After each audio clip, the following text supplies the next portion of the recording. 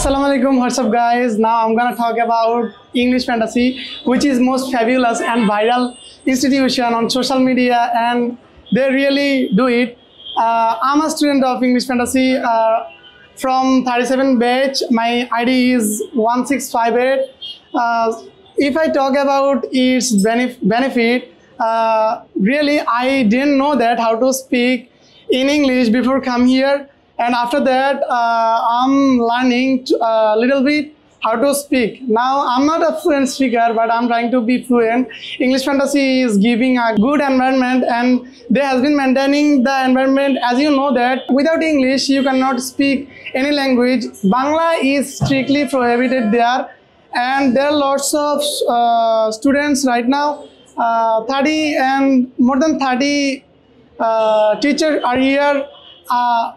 In our daily activities, our mentor always stay with us, and he teaches us how to we can concentrate our lessons. So, and also they have their own canteen. Even you cannot speak Bangla in their canteen. You have to speak with the staff of canteen in English.